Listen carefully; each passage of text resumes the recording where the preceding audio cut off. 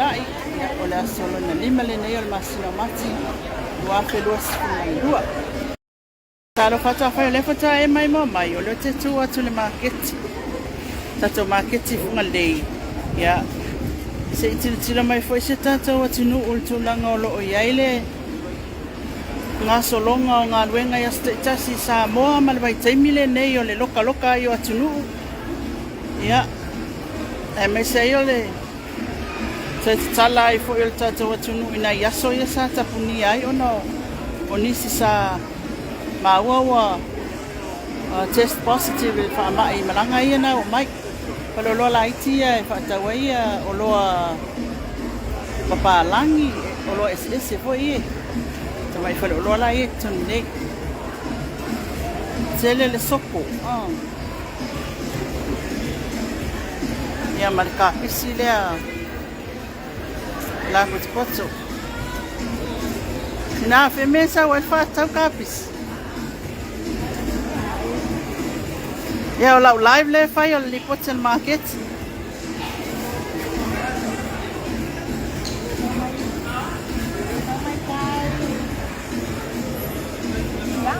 oi fianga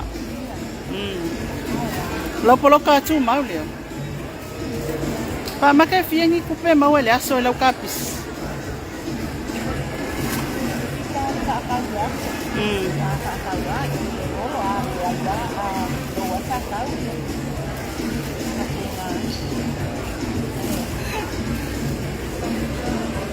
balutala kapisilia sputala kapisila poa balutala kapisio lolo ono tala ile se foi size le ai lima tala kapisila titilan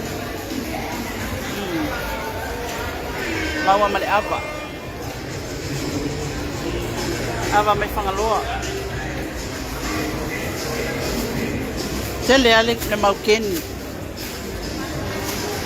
ile tele na watu ai fa tau o pepa masima pepa ke saina ma pepa chips for ia tanga tai malanga pe ia le wa tele na o mai no le foi wa fa tau ai ia Sula's bakery Sula bakery quality homemade ke saina ya tanga malala mo o nga malala ai ngolo ia o nga malala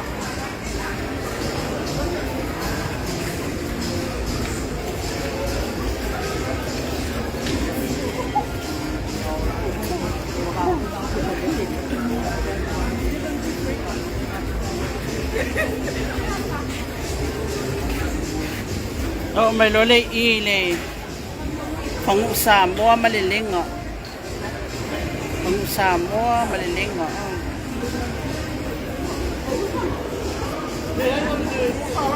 Naiji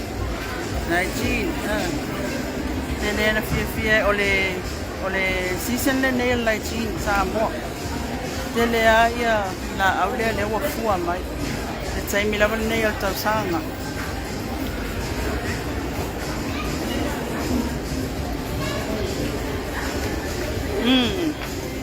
and here is my favorite sasalapa yes ele pula lan que le sasalapa mana ele fua tele sasalapa si te inalia e ma ato fie talo balang ya popo ya vai la wa ya tulang e popo fie ya wa ya fa pusa la sa ya ona tata wo mai lole le tu leo tang mafa vela mawale ulu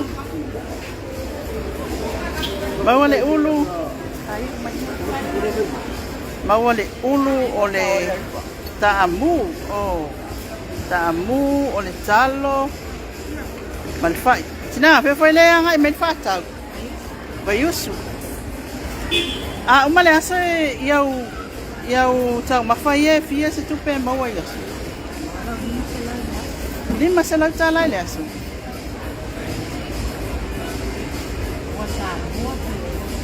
ya ola le foi ai le ile ipu le foi ai Barusami male moa Samoa fai ai al au lea Se fulu tala fai ai adi au. Right, fai ai a foi e. I popo. Ya, mane mo Samoa la le wo mana fi le wa mana fa vela ina stinalia. E fiele mo Samoa. Sul lima kala mo Samoa e fiele fai ai a. Lima tala male lu au. Lima tala le au. Ya, se va solo mai i oloa i nisi o e peonta ua le taimi wa whanu. Ia lea la. Ai whai ai. Ia wa umona back le leia chips whai o talo palangi o le ulu. Ioi. Ia wa fwoi le pa ia male malo le atinu. Tamao le alau fale aingo. Ke pua? Male vai ia. Malo lava. Ale. Ole limu mai fea savai poingi, savai. Ia ole limu mai savai. Ia lai maua i limu mai savai. Ia maso solo mai uta i fale ina isi laulau a vanoa. Ofu limu fai ai alu au pipi lu au niu. Ia fai ai alu au pipi lu au niu. Se su ese fale fufi pa se fale fufi. Fale fufi. Ia wapi ngiu le falifu male iku urukao i tu tamu matalo a fea foi mafai mai fele pale ingo lauli ya se que le se coupe ma voy que casi el pale ingo por faca e au si ese lima se lau todo se lau okay valo va tai lava. Ia, ole tātou li poti mali Maketi, whaelo atu fo inisio. O lolo maua le tātou Maketi e meise o nei o tātou tangata lo whapeona. Pātau whale ainga.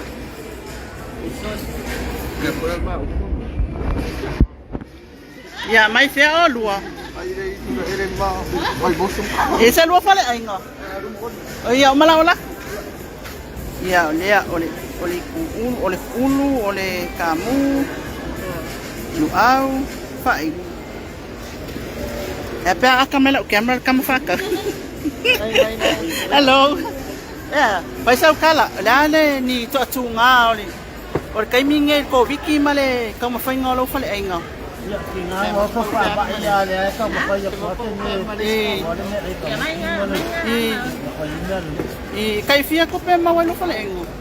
Ia, e mawa te rau mo. Ile aso. O ela le fai umu il valio. E whamaria ko kamiti. O ure mai. Yeah, okay, so fast solo mai I ke filai. Ngana weekend. Naichi malebi ya. Wale bana e mawala po local maki. Oh. Long time no see. Yeah, ngala. I'm a reporter for Radio Samoa now. I'm still an owner of Nofoilo Samoa. Nofoilo Samoa Media. It's a little bit. You haven't seen me around. You first took the car. Long time. Where foi left you angatina? Where foi left you ang I feel my ye. Mo. Le fai foi la kopoloka I. Oh, okay.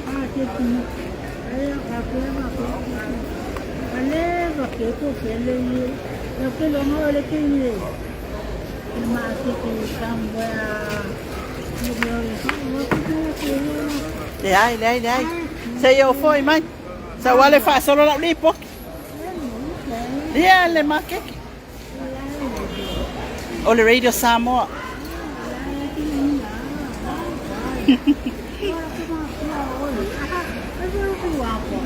O mai la.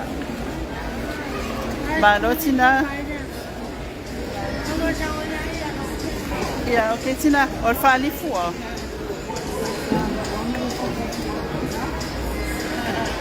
Whai Samoa, whai Samoa. Whai Salo. Ma whai o afo ingo whai o. Kalima. Kalima. Awa mea lele apo. Vai mua kau ma le lu au. Pefa le fio mai ai. Siu sengo. E kele se kupe mau ai le fana ingo. Kaya kami pa. Kaya kami pa. Pe fia se kupe mau le asu. Langi whawhitau li whaamai. Nga wa lockdown ka ko ia so po ie whaamai.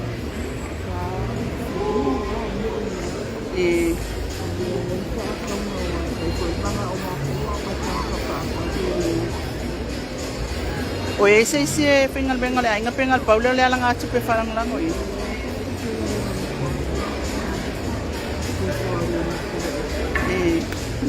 Paktai ya se fasa lo. Ya, ole na. Mawale se lau mon tupui ya se taitasi. Ya, wa ai la ke lo mau kingi. Ele mau kingi.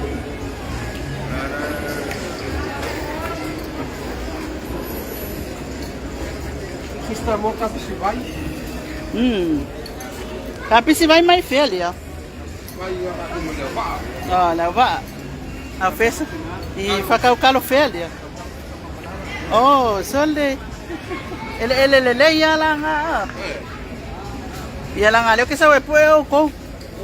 Pue a mi fio. E poi le fa sala le live lungo le. O le radio Samoa le pli pochi le Maketi. Ya de ma wa ka maka o fie ma por le de ma ka ta oi. Coloca o mengo ya tira. Ia, o teu. Teu matango fie mo malmalu. E fia kama nga fa.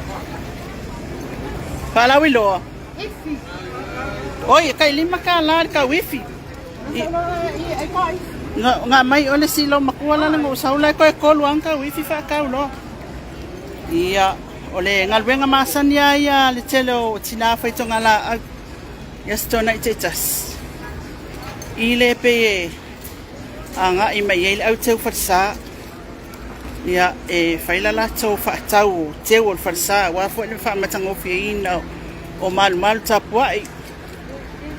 Mawal tau se fulta la. Ia paso solo trai lunga e mena o e faini o kam fa an fa so ta ila to.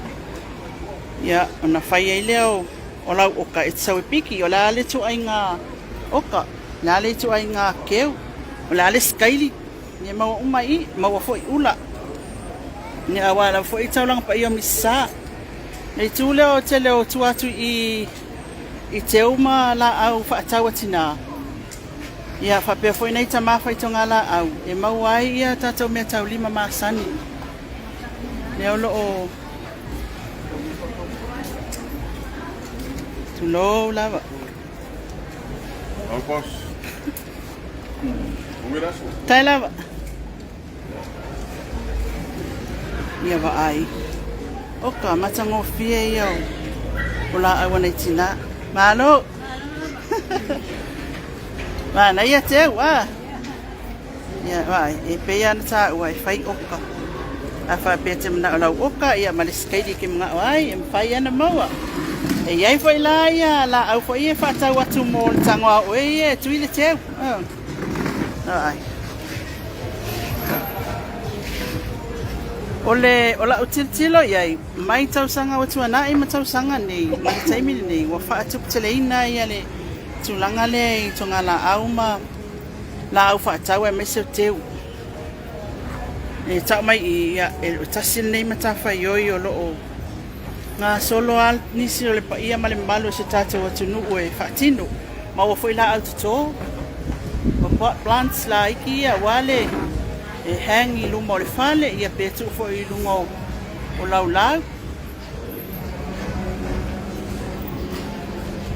ia lo fatino angal wenga ina itinali e display ia isi ia ala e al wale tu ia wai o le taimi E tele nā ngā I mei tanga tau le fiafi. Tele nā ngā I mei le fiafi watu teu. Ia malatou o ka fo.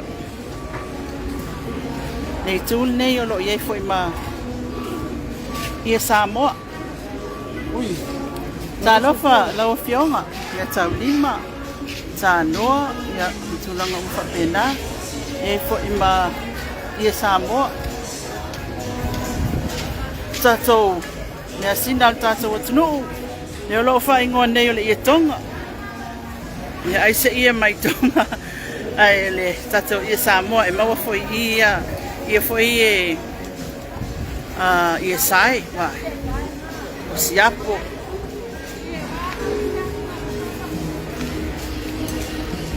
Malo lava.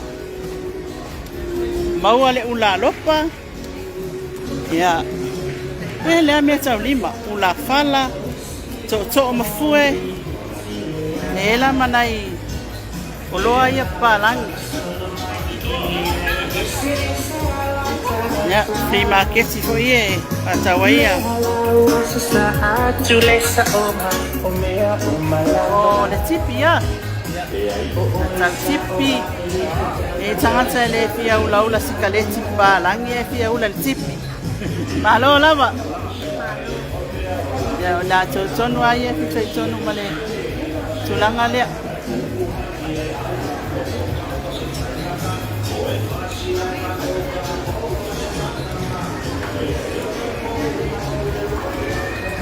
Atalo fatu tato tunu pe afayo le fatu ai mafuta mai le live le nei mo radio Samoa. Ia o kilani New Zealand. Ya, ai mesa foi mai mo fa fonga mai al tato tunu. I tu e fia lalangi. Ia se va ainga il tatou Maketi tai au le nei o le asto nai. Ia o pisi tangata uma. I whainga o whaatau. Ia e mai sei foi. Ia o le awina mai tonu o latou. O loa whaatau ia mai latou e mai whatau atu. Sisila atu leitu I o ia o le tatou. Tulanga tonu ala le tau nuk mai pasin Maketi. Ka baka le al tatou Maketi.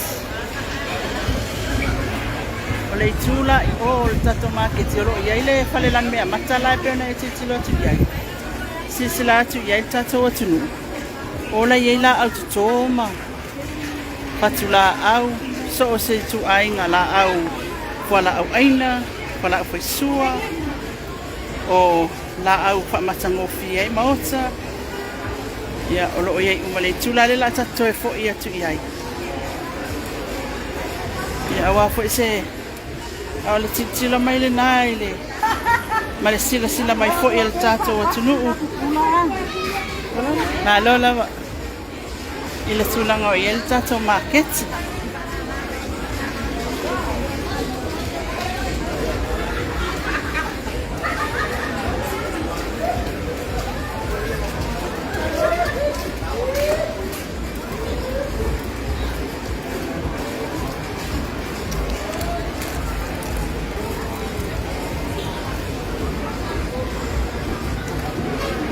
Ia isi tangata o le ae e whapulo wala tau poloka ele I o mai le taunu mai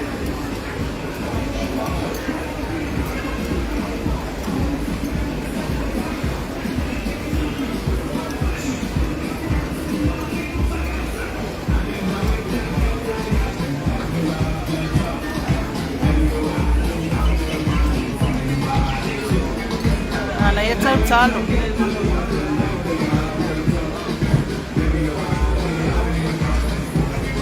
au fai misiluki.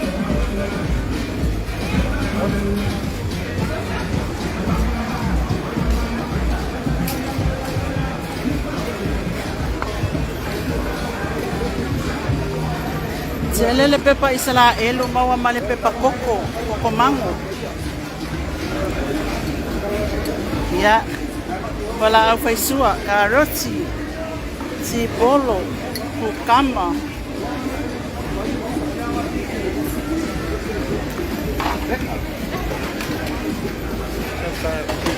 Atu popo.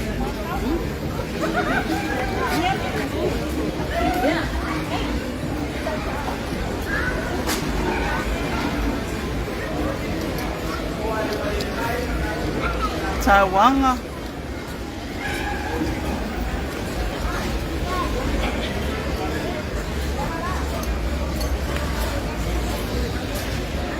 Tau au.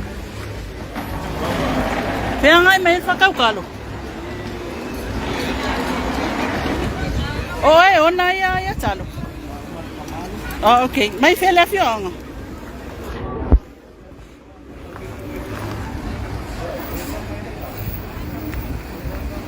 Whele whionga. Saanga si umu. O le kalo lea mai saanga si umu. Ia ma tau popo. Tau au. Ia o le live al radio Samoa mo le Asiasi le Maketi ma lo lava. Tai lava. Ia. Ma wale niu. Mai fer whakaukalo. Sale ilo fale alili. Ia kele la se mea makanga mangi kai au. Oi, mana ia. O e lan tangata milionea le aso wale wa babe. O le live le radio Samoa. Malo lava tau popo ia pe ona mol mawina stamalia. Tele lana mea mata na au mai le ufa solo ina uma. Yo ia. Ora sfululu aya e tama. Oi. Alo mai fele fiona. Sale no falali. Ia stamalia o lan talo ko ia luatanga. Malo lava tau au stinala.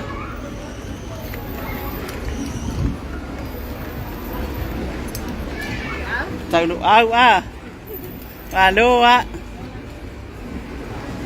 ya mana ele atu popo ya afai foi le te mai mo mai ni Samoa ya o mea uma le umule wa mawa ile market se tau fa mali loto mai fe le mea mata solo o le talo le mai solo la lingua kalo leo fama sina leo. Okay, talo fama sina. O le fatata no mai po le vana e fio mai. Na se kai au. E fia au kanga mai. Pa. Malo lava. Ya, o le talo mai solo. Fa senga mai le tata watinu. Ya.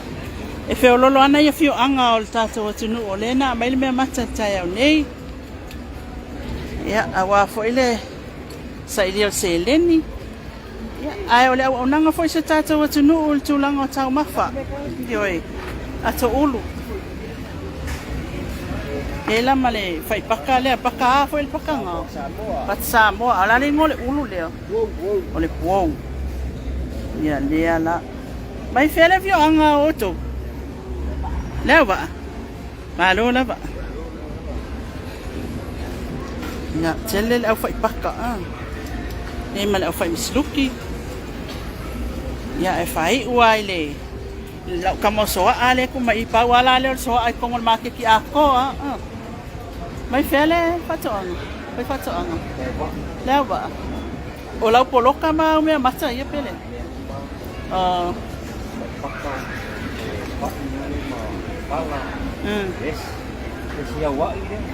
esse awa ile pe e la umi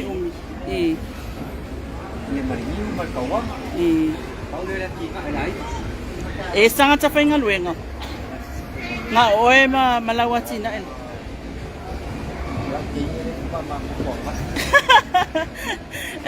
e a fainga e va makala fia se coupe maua ile aso por vai aso ile aso okay malolo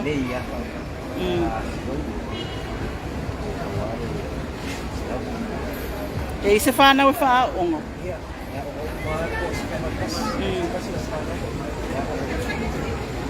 maloa ole tulanga foi lele sai se fa fita o le tele la wa pe ole tupe maua au tu lea ole maketi mafu fa eleanga ile time la tata lockdown lena tapuni el tata watunu na yese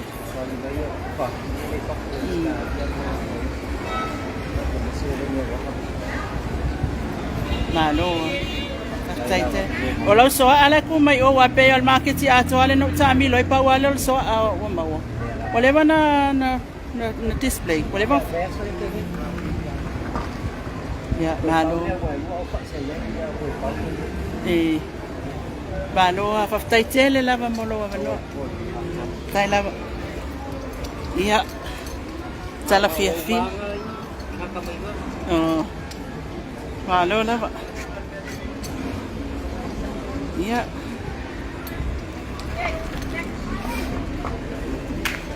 Ole tato ripoti le na awina atu matato maketi tai ole nei lesto nai.